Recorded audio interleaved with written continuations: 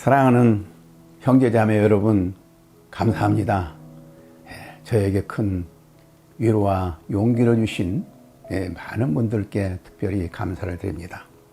오늘은 요한복음 11번째 말씀, 성전 청소에 대해서 말씀을 드리고자 합니다. 본문은 요한복음 2장 12절에서부터 22절까지 말씀입니다. 시간이 없어서 제가 읽어드릴 수 없고 꼭 여러분들이 성경을 보면서 제 강의를 들으시기를 바랍니다. 요절 말씀은 요한복음 2장 19절. 예수께서 대답하여 이르시되 너희가 이 성전을 헐라 내가 사흘 동안에 일으키리라. 하나님께서 우리에게 성전을 주심으로 하나님을 만나고 예배할 수 있게 하셨습니다. 이스라엘 백성들이 출애굽한 후 하나님을 만나고 예배하는 훈련을 주시기 위하여 성막을 주셨습니다. 그들이 성막을 통해서 하나님을 만나고 예배함으로써 힘든 광야 생활을 승리할 수 있었습니다. 오늘날에도 참된 그리스도인들은 항상 하나님을 만나고 예배하는 생활을 통해서 그리스도인으로서 승리하는 삶을 살 수 있습니다. 어떻게 우리는 하나님을 만나고 예배할 수가 있습니까?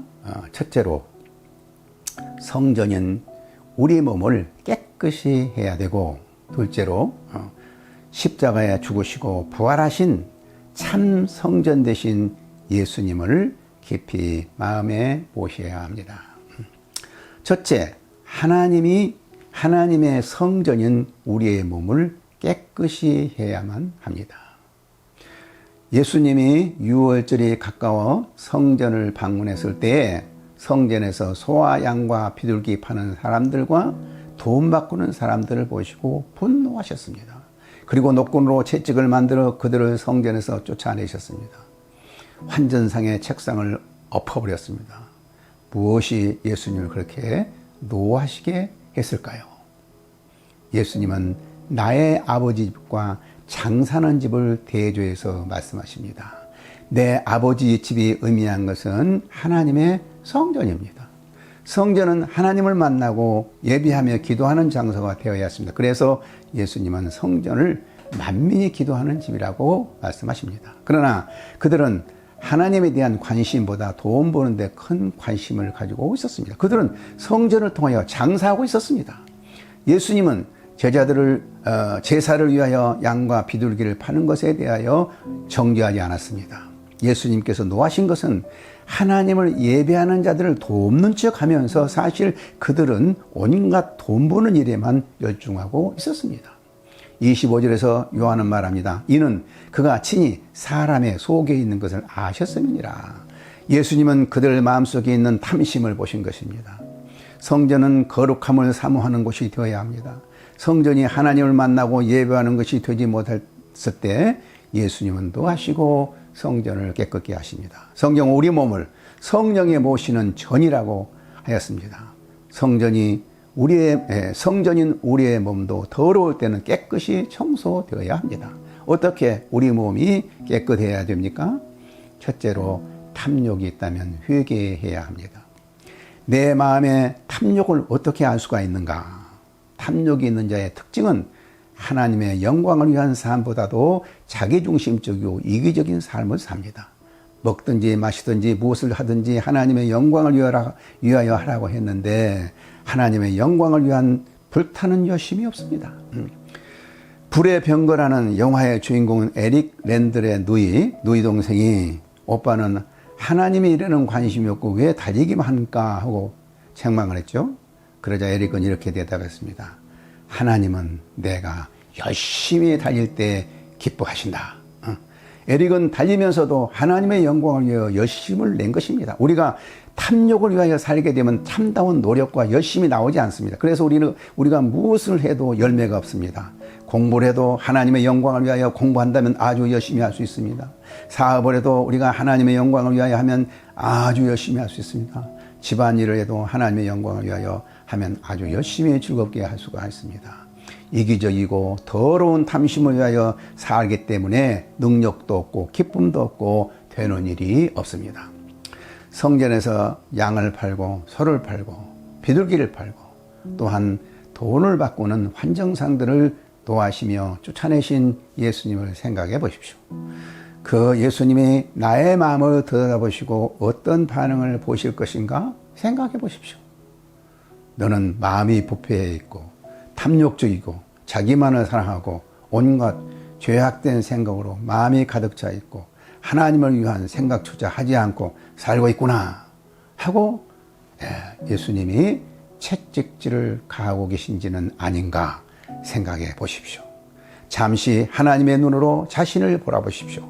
얼마나 죄악된 생각을 많이 품고 있는가. 낙심, 좌절, 원망, 미움, 시기, 질투, 음란한 생각, 두려움, 불안 등의 생각은 우리의 마음을 더럽게 하고 무슨 일을 해도 능력이 나타나지 않고 열매도 성공도 없습니다. 그러므로 탐심을 회개해야 합니다. 두 번째로 기도하지 않은 죄를 회개해야 합니다. 성전을 청소하시면서 예수님은 이사야 56장 7절 말씀을 인용하여 내 집은 만민의 기도하는 집이라고 말씀하셨습니다. 우리 몸이 성전으로서 역할을 하기 위해서는 무엇보다도 기도하는 일을 해야 합니다. 기도는 하나님의 우리에게 허락하신 놀라운 특권인과 동시에 의무이기도 합니다. 기도 없는 삶은 하나님을 위하여 아무것도 할 수 없습니다. 기도하지 않고 아무 부담 없이 사는 사람들이 너무 많습니다. 기도하지 않고도 전도하고 헌금도 하고 주일학교도 잘 봉사하고 성가대도 하고 설교도 하고 열심히 합니다. 그러나 기도는 전혀 하지 않고 기도를 해도 형식적으로 억지로 할 뿐 간절한 마음으로 기도하지 않습니다. 기도하지 않아도 사람들 보기에는 잘 살아가고 신앙생활도 잘한 것처럼 보입니다. 그러나 기도 없이는 아무 일도 일어나지 않습니다. 우리 그리스도인들은 하나님의 특별한 초자연적인 은혜가 없이는 할 수 없는 일을 하기 위해서 존재합니다. 이와 같은 일을 하기 위해서는 기도가 필요합니다.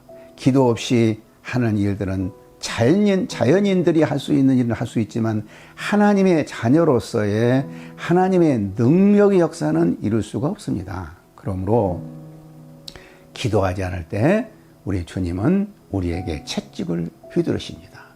내 아버지의 집은 만민의 기도하는 집이라. 당신은 하나님의 성전으로 기도하는 성전이 되어야만 합니다. 두 번째로 십자가에 죽으시고 부활하신 참된 성전인 예수님을 마음에 모셔야 합니다.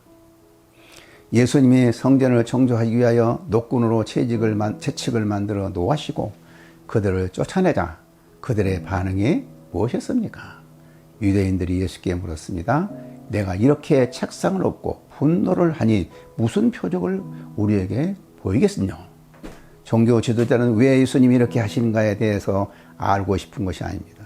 그들은 그들의 죄를 깨닫고 회개하고자 하기보다 오히려 자기들이 하는 일을 합리화하고자 한 것입니다. 이에 대한 예수님의 답변은 너희가 이 성전을 헐라 내가 사흘 동안에 일으키라고 말씀하십니다. 그러자 그들은 20절에서 이렇게 반응합니다. 이 성전은 46년 동안 지었거늘 내가 3일 동안에 일으키겠느냐 하더라. 요한은 21절에 이렇게 주석을 하고 있습니다. 그러나 예수는 성전된 자기 육체를 가리켜 말하신 것이라. 예수님이 의미하는 바가 무엇입니까? 첫째, 이 성전을 헐라. 이 말은 두 가지 의미가 있습니다. 첫째, 심판으로서 성전은 헐어 마땅하다는 것입니다. 탐욕으로 하나님을 예배하는 것을 망친다면 그것은 사실상 성전을 파괴하는 행위와 같습니다. 그들은 영적인 의미에서 성전을 파괴하고 있는 것입니다. 그럴 바에야 실제적으로 성전을 헐어버리시겠다는 경고의 말씀입니다. 성전은 실제적으로 파괴되었습니다. 40년 후에 그 일이 실제로 일어났습니다. 그것은 AD 70년에 로마 사람들이 와서 돌 위에 돌 하나 남지 아니하고 성전을 파괴해 버렸습니다. 둘째로 다른 차원에서 그는 말합니다. 하나님의 예배의 중심은 성전을 망치는 일은 곧 하나님의 성전과 같은 예수님을 죽이게 될 것이라는 예언입니다. 그들은 성전 예배를 망침으로 성전을 헐었을 뿐만 아니라 참된 성전인 예수님은 십자가에 못 박아 죽음으로 성전을 헐어버리게 된 것입니다. 이것도 실제로 일어난 사건이죠. 유대인들의 사주로 예수님은 빌라에게 사형 판결을 받고 로마 군병들에 의하여 십자가에 못 박혀 죽게 된 것입니다. 둘째, 내가 3일 동안에 일으키리라. 내가 3일 동안에 일으키라고 예수님이 말씀하신 의미가 무엇입니까? 이것도 두 가지 의미가 있습니다. 첫째는 예수님이 산말에 부활하신다는 의미요. 둘째는 부활하신 예수님은 참다운 의미에서 하나님을 만날 수 있는 성전이 되신다는 것입니다. 첫째, 산말에 부활하신 예수님. 요한복음 10장 17절 18절에 내가 내 목숨을 버리는 것은 그것을 내가 다시 얻기 위함이니 이로 말미암아 아버지께서 나를 사랑하시느니라. 이를 내게서 빼앗는 자가 있는 것이 아니라 내가 스스로 버리노라. 나는 버릴 권세도 있고 다시 얻을 권세도 있으니 이 계명은 내 아버지께서 받았노라 하시니라. 예수님은 스스로 자기 목숨을 버리셨지만 그것은 다시 부활하시기 위함이라고 했습니다. 실제로 예수님은 십자가에 죽으신 지 3일 만에 부활하셨습니다. 둘째, 성전 되신 예수님. 건물로서의 성전이 파괴되면 누구든지 하나님을 만나고 하나님과 교제할 수 있는 새로운 성전이 필요했습니다. 3일 만에 부활하신 예수님이 새로운 성전이 되신 것입니다. 마태복음 12장 6절에 내가 너에게 말하노니 성전보다 더 큰 이가 여기 있다고 말했습니다. 여기서 성전보다 더 큰 이는 예수님 자신을 의미합니다. 요한복음 4장 21절에서 23절에 우물가에 있는 여자에게 예수님께서 말씀하십니다. 예수께서 이르시되 여자여 내 말을 믿으라. 이 산에서도 말고 예루살렘에서도 말고 너희가 아버지께 예배할 때가 이르리라. 너희는 알지 못하는 것을 예배하고 우리는 아는 것을 예배하노니 이는 구원이 유대인에게서 남이라. 아버지께 참되게 예배하는 자들은 영과 진리로 예배할 때가 오나니 곧 이때라. 아버지께서는 자기에게 이렇게 예배하는 자들을 찾으시니라. 다른 말로 하면 참된 예배는 장소가 어디냐가 중요한 것이 아니고 신령과 진정으로 드리는 예배가 되어야 한다고 했습니다. 그것은 예루살렘에 있는 성전이 아니고 참 성전이신 예수님 안에서 드리는 예배여야 합니다. 나는 새로운 성전이다. 내가 죽은 자 가운데서 부활할 때 세계 모든 곳에 있는 사람들은 나를 통해서 하나님께 올 것이다. 사람들은 예루살렘이나 멋진 예배당에 갈 필요가 없다. 이렇게 예수님은 말씀하십니다. 오직 예수님 안에서 우리는 하나님을 만나고 우리는 하나님과 교제할 수 있다는 의미입니다. 부활하사 참 성전이 되어주신 예수님의 영광을 통해서 우리는 날마다 하나님을 만나 예배할 수 있고 하나님과 교제할 수 있습니다. 히브리서 4장 16절에 있는 대로 우리는 은혜의 보좌 앞에 담대히 나아가야 합니다. 우리가 매일 그리스도를 통해서 그의 은혜의 보좌 앞에 담대히 나아갈 수 있다는 것이 얼마나 큰 축복입니까? 그러나 그 축복을 누리지 못하고 사는 그리스도인들은 큰 손실이 아닐 수가 없습니다. 우리 모두 예수님께서 십자가를 통해서 친히 성전이 되신 예수님께 믿음으로 담대히 나아가 한없이 크신 하나님의 영광을 누리며 살기를 간절히 기도합니다. 감사합니다.